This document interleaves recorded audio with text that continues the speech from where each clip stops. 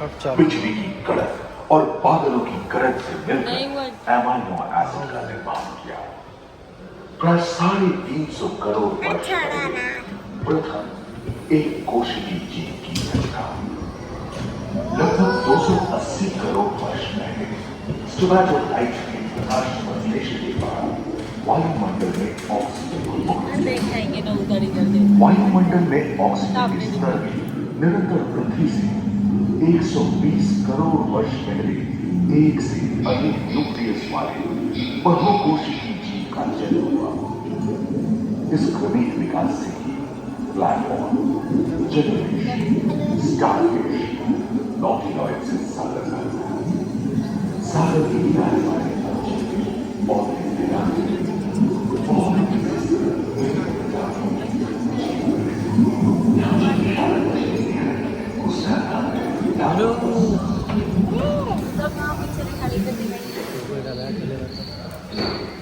Baby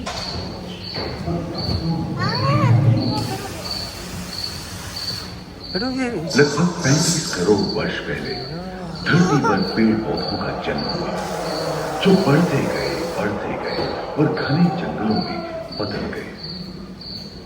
घून, मकड़े, आदिम पंखहीन पतंग एवं इक्तियोस्टेगा जैसे उभयचर प्राणियों का आविर्भाव हुआ। सरीसृप जैसे स्तनपायी डायमेट्रोडॉन्स प्रकट हुए, जिसकी पीठ पर नौका के पाल की तरह एक अंग था, जो ताप को नियंत्रित रखने में मदद करता था।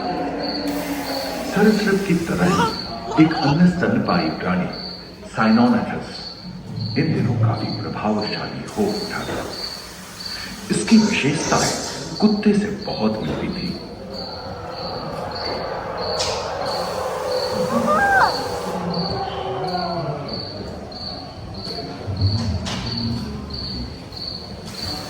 प्राय 1 मीटर तक पंख फैलाने में सक्षम दानव जैसा ड्रैगन फ्लाई, साथ ही दिलचिट्टे, बीटल एवं बिच्छू पृथ्वी के चारों ओर फैल गए। धरती में पाए जाने वाले अधिकांश कोयले ही कार्बोनिफेरस युग के मृत पौधे से उत्पन्न हुए थे, जो कि धरती के अंदर दब गए थे। उन दिनों पृथ्वी के 1/3 हिस्से में एकमात्र महादेश था जिसे पैंजिया कहा जाता था। जलवायु गर्म रहती थी।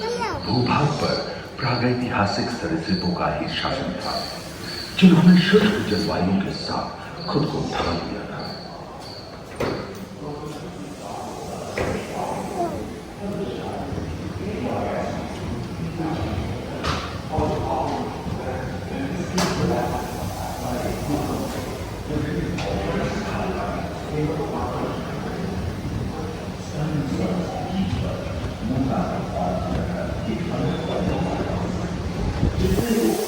ऊपर बेबी, ऊपर बेबी। कछुओं और मगरमच्छों का जन्म लगभग 22 करोड़ वर्ष पहले इस धरती पर हुआ था। प्रथम स्तनपायी जीव मेगाज़ोस्ट्रोडो चूहे जैसे आकार का था। प्राचीन सरीसृप समाप्त होने लगे थे और उनकी जगह डायनासोर ने ले लिया था। ये घटना प्राय 20 करोड़ वर्ष पहले घटी थी।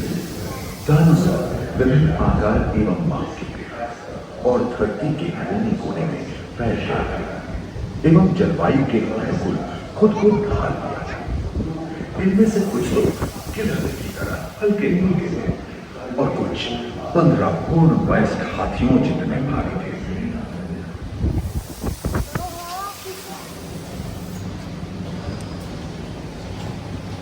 दिखा दो।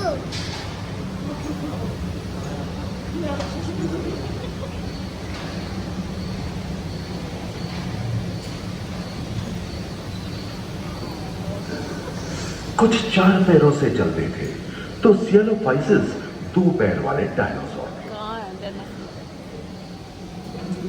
ब्रेकियोसॉरस की लंबाई तो प्राय 23 मीटर थी, जो कि एक टेनिस कोर्ट की लंबाई जितनी थी, और इनका वजन 75 टन था।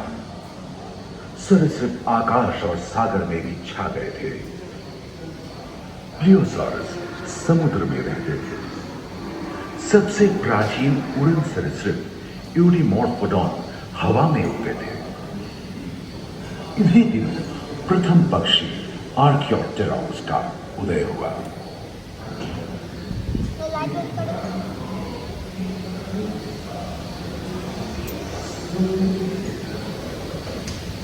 अगले 10 करोड़ वर्षों तक यानी जुरासिक के अंतिम चरण से क्रेटेशियस युग का प्रथम चरण तक डायनासोर के लिए स्वर्णिम युग रहा। जलवायु में नमी की मौजूदगी से पृथ्वी पेड़ पौधों से भर उठी थी।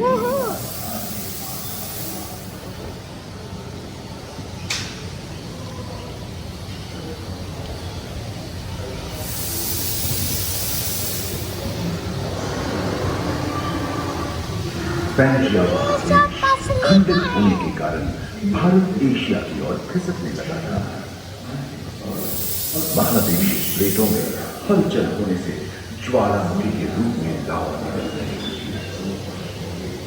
इसके फलस्वरूप आए भूकंप से विभिन्न भौगोलिक आकार एवं आकृतियां निर्मित हुई। स्पाइनोसॉरस की पीठ पर नौका के पाल की तरह एक अंग हुआ करता था, जिससे वो अपने शरीर के नाम को नियंत्रित करता था।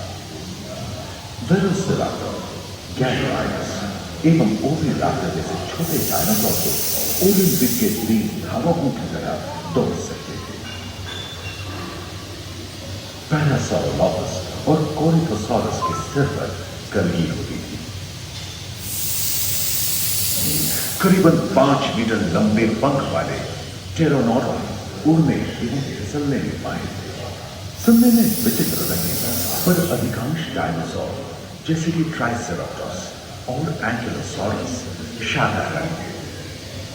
लॉरेसिया और गोंडवाना नाम के 2 भूखंड महादेश निर्माण करे हुए एवं समुद्री गर्भ के कठोर आवरण से रॉकीज एवं अन्य पर्वत श्रेणियां निर्मित हुई।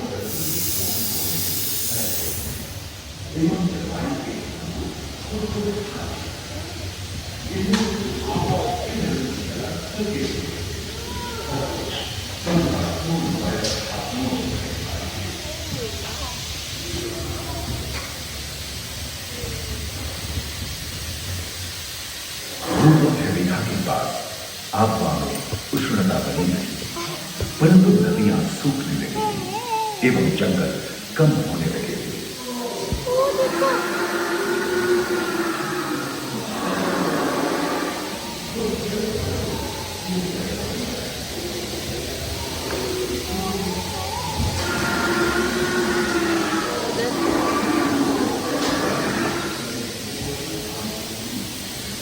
एकांत महादेश में जीव जंतुओं का स्वतंत्र रूप सबसे पहले पुष्प वाले देखना बेटो, धरती पर विकसित बंधा हुआ नहीं है, देख एवं लेना। परागण के लिए कीट पतंगों के साथ संपर्क आगे स्थापित हुआ। पकड़ेगा। हम तेजी से धरती पर बढ़ने लगे। इसी समय पहली बार धरती पर सांपों का जन्म हुआ।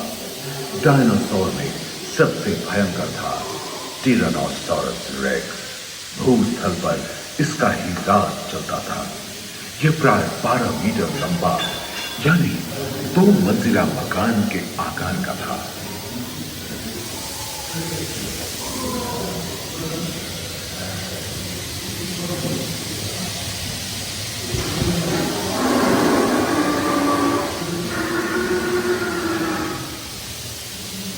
इनके हमले से बचने के लिए शाकाहारी एंकिलोसॉरस अपनी पूंछ के उत्तर का इस्तेमाल करते।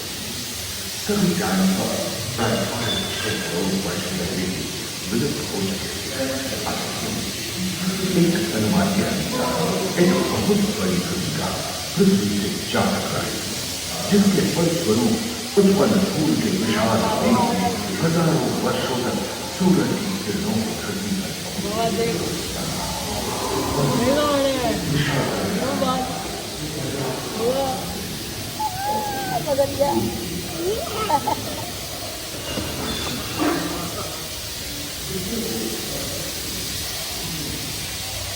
अब देखो कौन है।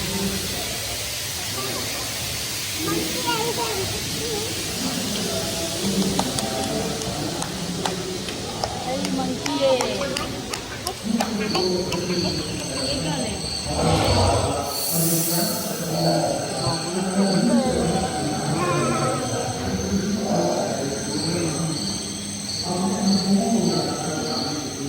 डायनासोर के विलुप्त होने के बाद भूस्थल पर स्तनपायी प्राणियों का आधिपत्य शुरू हुआ। पर्याप्त मात्रा में आहार उपलब्ध होने के कारण छोटे छोटे स्तनपायी प्राणी बड़े आकार में बदलते गए। इसी समय बड़े बड़े शाकाहारी एवं मांसाहारी स्तनपायी प्राणी धरती पर नजर आने लगे। विश्व के कई हिस्से जंगल से हरे भरे हो गए।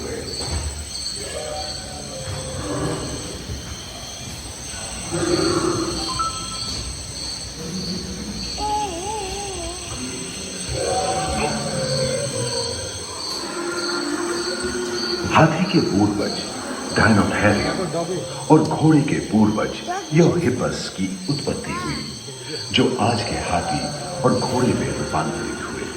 लेमूर, टर्सियर जैसे प्राइमेट भी इसी युग में पैदा हुए।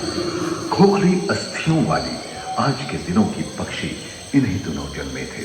डायाट्राइमा जैसे बड़े एवं उड़ने में अक्षम पक्षी उन जगहों में रहते थे जहां मांसाहारी बड़े स्तनपायी प्राणी नहीं मिलते थे।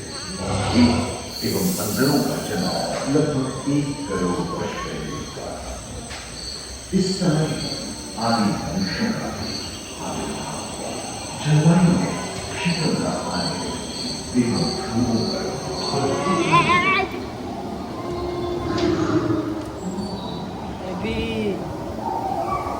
पृथ्वी के लंबे इतिहास में झांके तो ऐसे कई मौके रहे हैं जब उत्तरी गोलार्ध के अधिकांश हिस्से बर्फ की चादरों से ढक गए थे, जो आइस एज के नाम से जाना जाता है।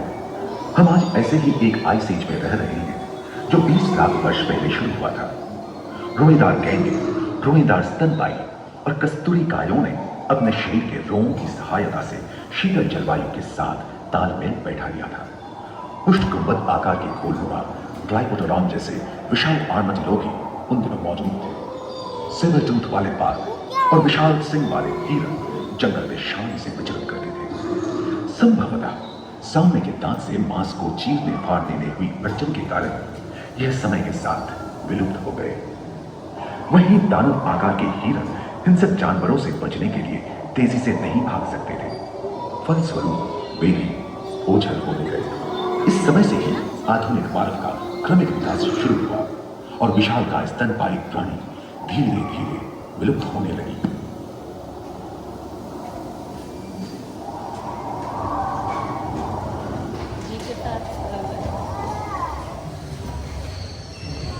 उम्मीद है कि आपको सफल भी मजा आया होगा, जहां जीवन विकसित होकर लाखों अन्य रूपों में परिवर्तित हो गया। दूसरे फ्लोर पर ह्यूमन इवोल्यूशन पैनोरमा में मानव की यात्रा और विज्ञान और तकनीक तथा अत्याधुनिक तकनीक की भारतीय विरासत का भी किसी और पहले फ्लोर पर आएंगे। अपने अनुभवों को